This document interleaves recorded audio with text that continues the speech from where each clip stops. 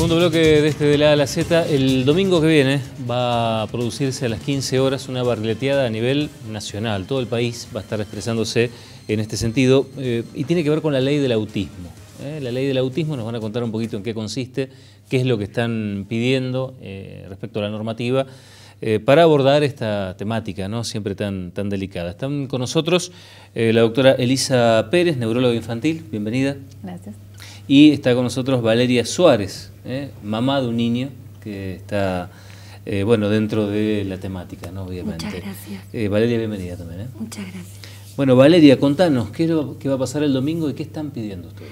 El domingo 28 de octubre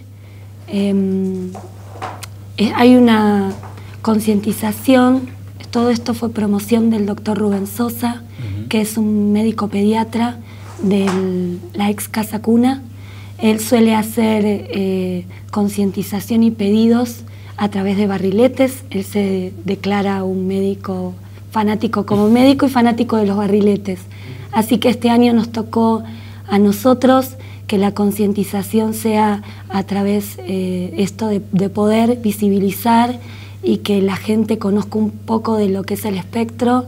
Y nada, y él promocionó y todos los grupos de papás de todo el país nos pusimos de acuerdo, y el 28 de octubre a las 3 de la tarde la idea es que vuelen barriletes azules por todo el país. Claro, la idea que te iba a preguntar es eso, ¿no? Es que sean azules.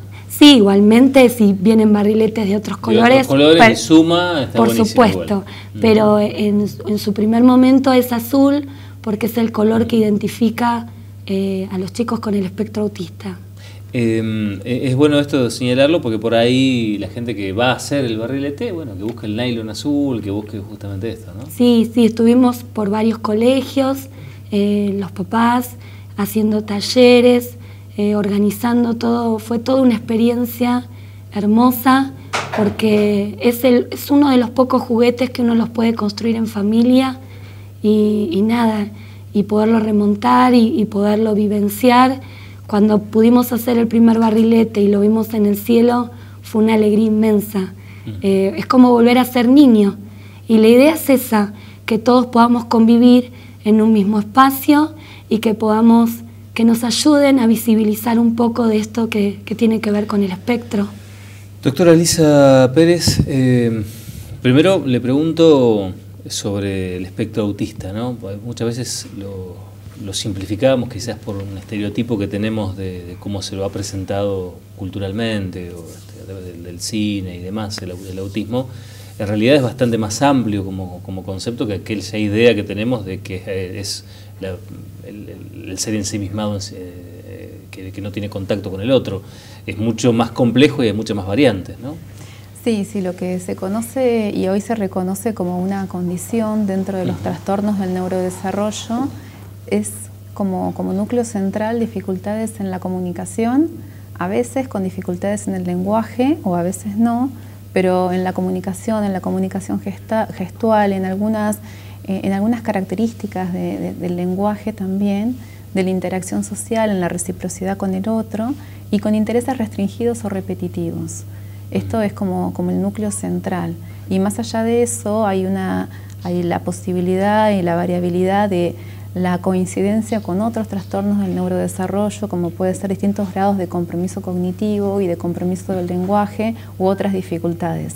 Eso es lo que da un poquito la severidad y esa idea desde el cine muchas veces o desde la concepción más clásica del autismo de un chico severamente comprometido. Bueno, hoy se ve que esas mismas características quizás en otra intensidad también se dan y siempre y cuando esto comprometa el funcionamiento social, personal, laboral o escolar de un chico, en este caso uno hace el diagnóstico de una condición del espectro autista. Sí, inclusive quizás erróneamente o lamentablemente se ha incorporado el término para definir aspectos como alguien que es retraído o ermitaño y obviamente que no tiene que ver con eso.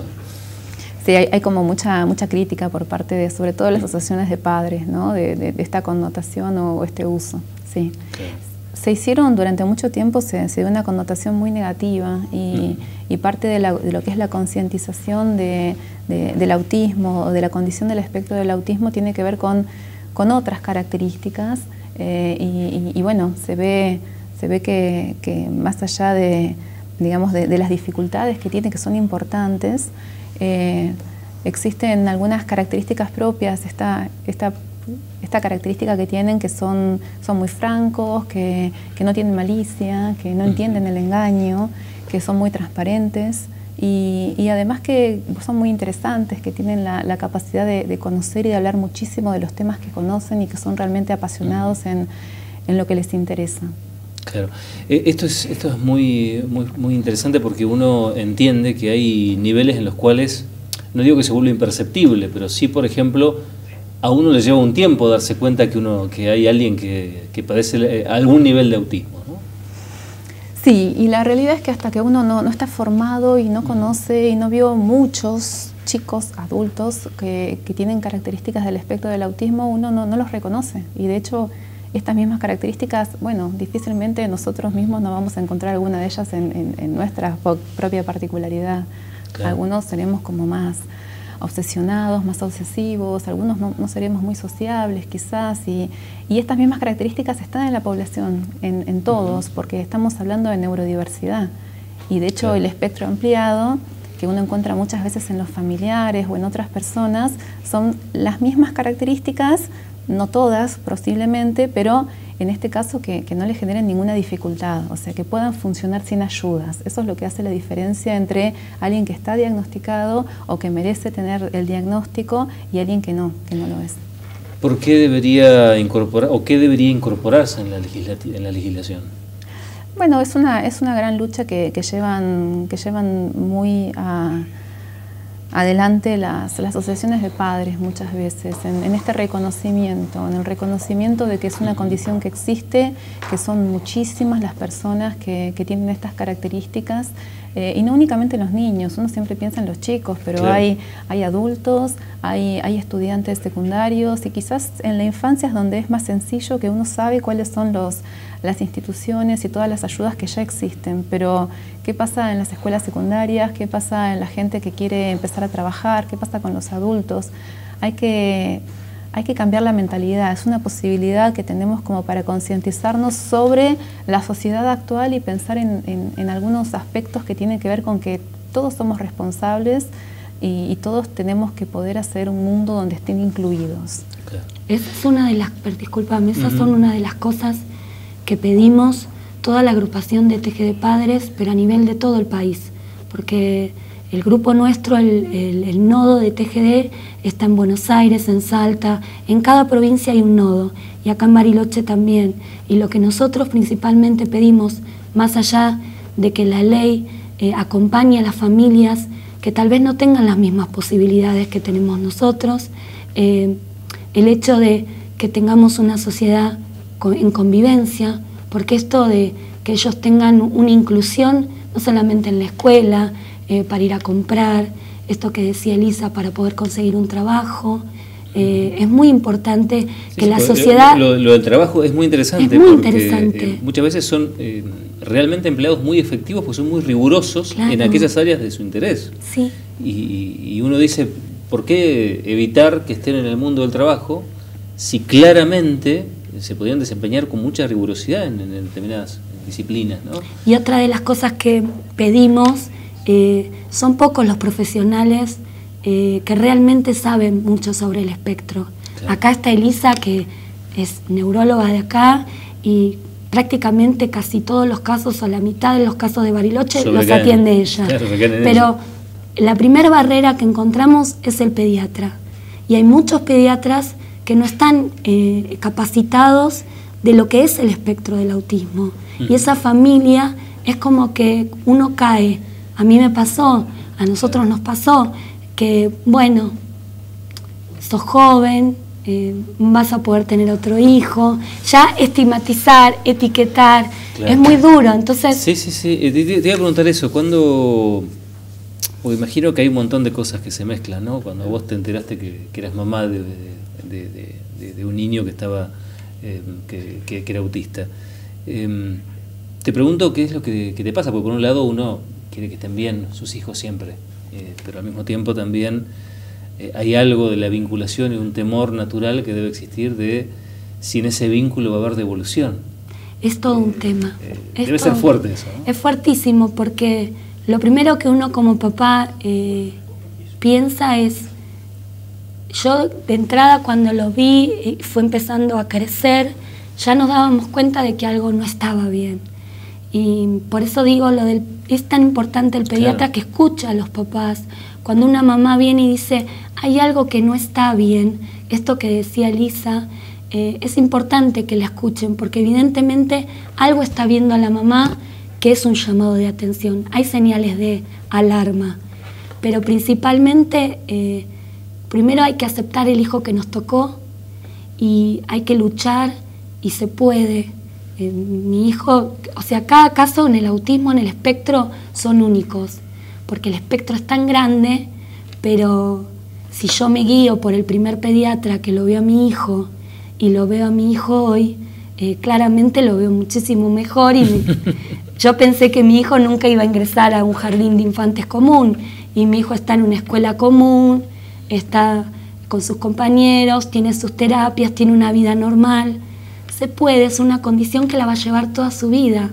Hay que aprender a convivir con eso. Uno como papá, yo creo que nada nos viene que no podamos sobrellevar. Es una lucha diaria.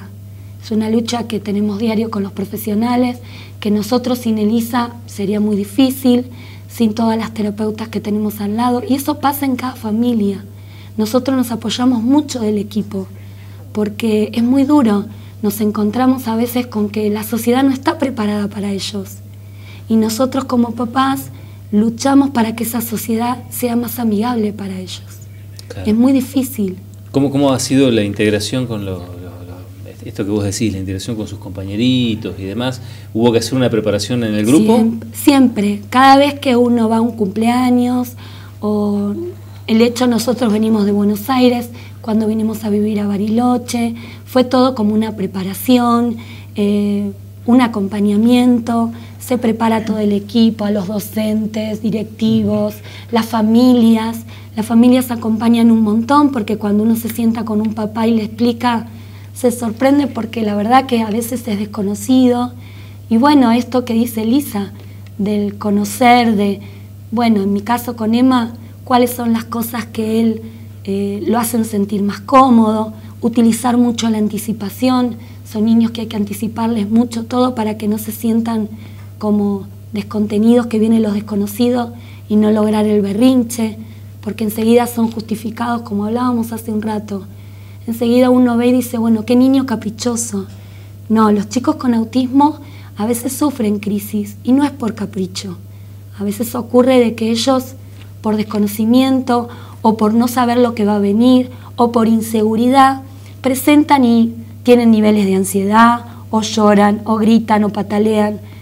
En el supermercado, algo tan simple, son hipersensibles. Hay chicos que son muy sensibles a los ruidos, a los estímulos, y eso los angustia. Y bueno, no es que son caprichosos, claro, tienen una manera diferente de percibir el mundo. Es simplemente eso.